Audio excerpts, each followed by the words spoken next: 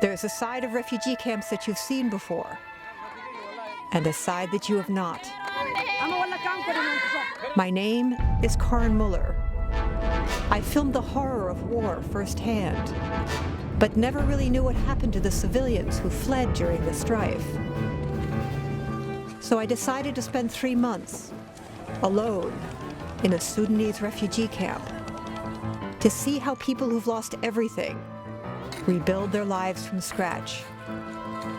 Nothing prepared me for what I found.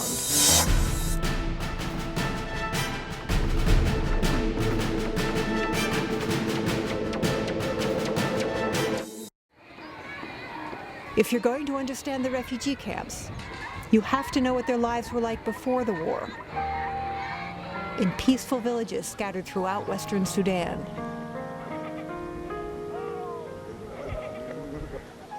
The women were responsible for almost all the daily chores, like hauling water. They took great pride in making sure their families always had clean clothes.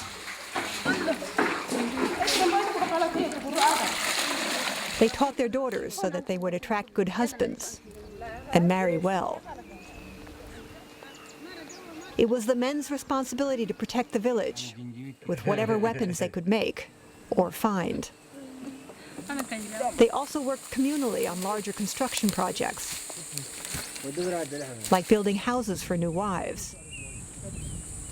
The materials all came from the surrounding forest, and the know-how got passed on from father to son.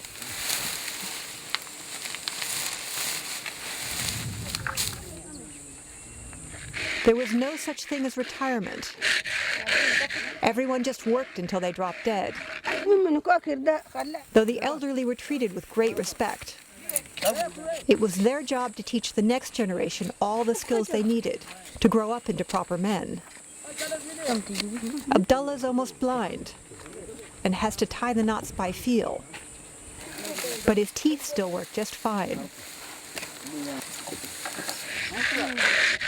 Beyond a certain age, even women no longer had to follow rules of etiquette. Children were given chores and responsibilities at an early age. By the time they turned 10, they were full working members of the community, in charge of all the family assets. That didn't mean they couldn't still be kids. If a ball should find its way into the village, they'd play until it was too dark to see. From time to time, the Arab nomads passed through on their annual migration. They traded milk and meat for grain and the right to graze their animals. The two groups didn't mix that much, but relationships were usually cordial. Aside from that, there was very little commerce. No stores, no need, since everything could be grown or gathered. Even seeds that, when dried, were sweet as candy.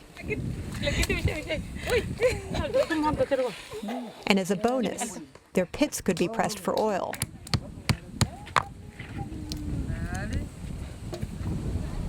The local market, if there was one, was at least a day's hard ride away.